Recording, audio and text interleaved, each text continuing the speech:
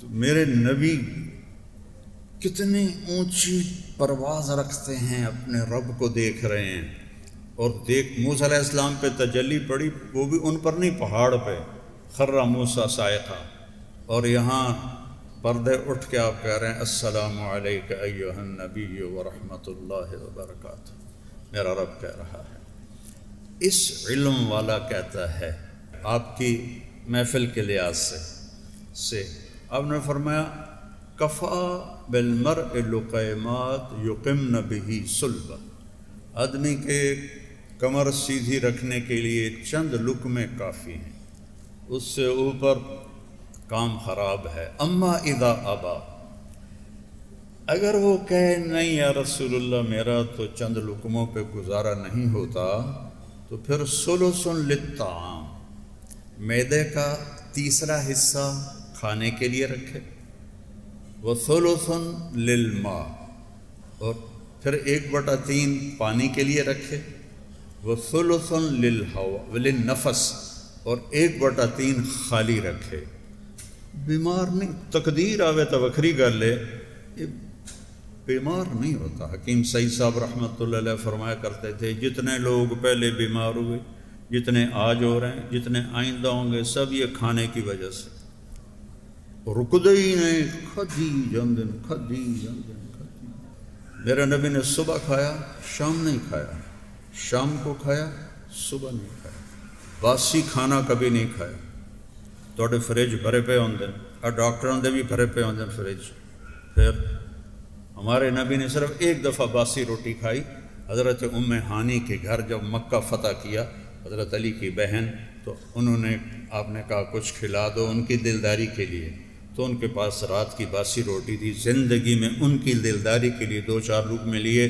آپ تازہ کھانا کھاتے تھے یا چھوڑ دیتے تھے؟ تازہ نہیں ہے تو نہیں کھاتے تھے. صبح کھایا، شام نہیں کھایا، شام کا صبح نہیں کھاتے تھے، صبح کا شام کو نہیں کھاتے.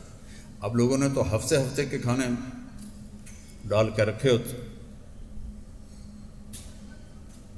یہ پہلے کھانا نہیں، پہلے وہ ہمارے مطلب اپنے گاؤں کی بتاتا ہوں، وہ کھانا روٹی بچ جاتی تھی تو میری ماں تقسیم کر دیتی تھی.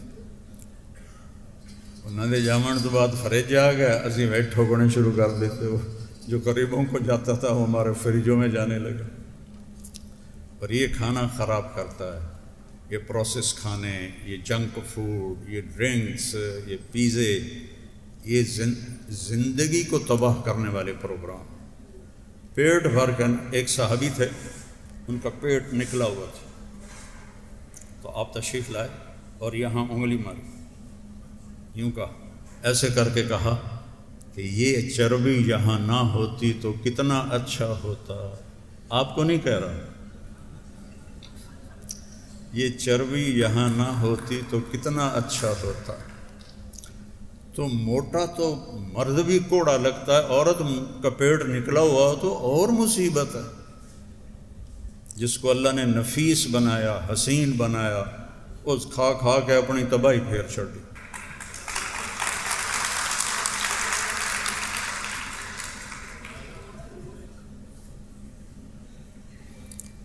تو اپنے نبی کی زندگی پڑھو میرے بھائیو، پڑھو. اس میں اللہ نے دنیا اور آخرت کا ہر سامان چھپا کے رکھا ہے.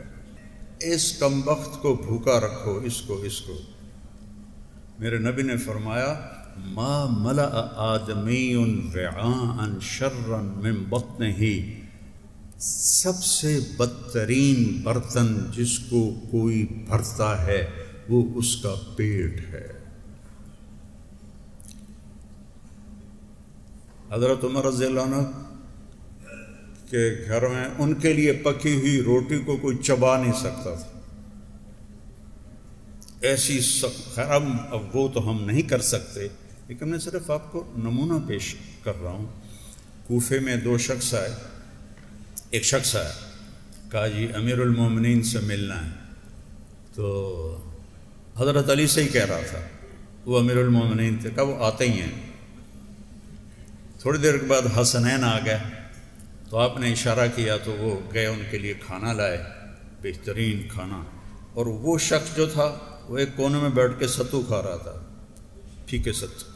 تو وہ مہمان کہنے لگا یہ غریب بیچارہ ستو کھا رہا ہے، میرے آگے ایسا کھانا ہے، اس کو بھی بلا لو وہ بھی کھا لے. کہ یہی امیر المومنین ہیں جن سے تم ملنے کے لیے آئے ہو. ان کے ستو ان کی شہادت تک مدینے سے آتے تھے اور وہ کھاتے تھے، اور طاقت اتنے تھی کہ خیبر کا دروازہ پھاڑ دیا. اور میں نے استنبول میں آپ کی تلوار دیکھی، وہ تلوار ویکھ کے ڈر لگتا ہے، اتنی وزنی اور بھاری تلوار. تو اگر آپ اپنی صحت چاہتے ہیں تو اس کو بھی اصول بنائیں. ایک وقت میں کئی کھانے اکٹھے مت کریں، کھانے کے ساتھ میٹھے کو مت ملائیں، کھانے کے ساتھ میٹھے کو مت ملائیں، پیٹ بھر کے مت کھائیں. پہلے چاول کھاندے ہیں پھر روٹی نہیں شروع ہو جاندے، پہلے روٹی کھاندے ہیں پھر چاول نہیں شروع ہو جاندے. تو اتو حلوہ پوڑی بھی آ جاندہ، راتی حلوہ پوڑی، ایڈی جہالت. سب کچھ کھا کے حلوے پوڑی کھا رہے ہوں. پھر سیون اپ پیندن تو کاربن ڈائی آکسائڈ ہے باہر نکل جاندے ہیں. شکر ہے ہاضمہ ہو گیا. وہ ہاضمہ نہیں ہویا، تیرا ستیہ ناس ہو گیا. تو اپنے نبی والی سیرت کو اپنائیں.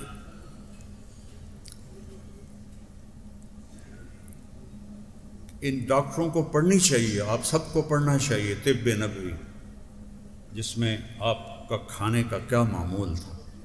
میں نے ایک دفعہ پروفیسر ڈاکٹر عبدالواحد صاحب تھے رحمۃ اللہ علیہ، وہ پرنسپل بھی بنے نشتر کالج کے.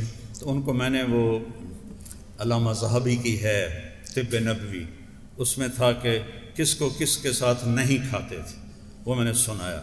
کہنے کہ جو شخص اس پہ عمل کرے گا بس مر جائے گا، بیمار نہیں ہوگا. تو حجامہ بھی ہو اور حجامہ کے ساتھ میرے نبی کی بتائی ہوئی ترتیب زندگی بھی کھانا بھی ہو. میں دبئی میں تھا تو ایک یہ جو غذا کے ماہر ہوتے ہیں نا، کیا کہتے ہیں ان کو، نیوٹریشنل، انڈیا کا تھا، میرا دوست تھا. تو میں گیا تو مجھے ہارٹ اٹیک ہو چکا تھا. تو وہ نا مجھے کچھ چیزیں لکھی، پھر اس کے بعد کہنے لگے آپ نے پانی نہیں پینا کھانے کے دوران. میں نے کہا سنت ہے کھانے کے دوران پانی پینا؟ تو کہنے لگا حضرت معاف کیجیے گا، جو سنت کے مطابق کھائے اس کے لیے پانی پینا بہت ضروری. میرے پاس وہ مریض آتے ہیں جنہوں نے یہاں تک کھایا ہوتا ہے، تو پھر ان کو میں کہتا ہوں کہ پانی نہ پیو، پانی نہ پیو. تو اپنے کھانا، آپ کے کھانے آپ کے مزاج پر بھی اثر انداز ہوتے ہیں. ہمارے ملک میں جذباتی پنا ہے، لڑائی جھگڑے، جلدی غصے میں ہو جاتے ہیں، تحمل نہیں ہے، غذائیں خراب ہیں، غذائیں غلط ہیں. اپنے جسم کو بھوک کا عادی بناؤ. تو اللہ پھر حجامہ بھی مفید ہے اور سارے سنت کے طریقے مفید ہیں.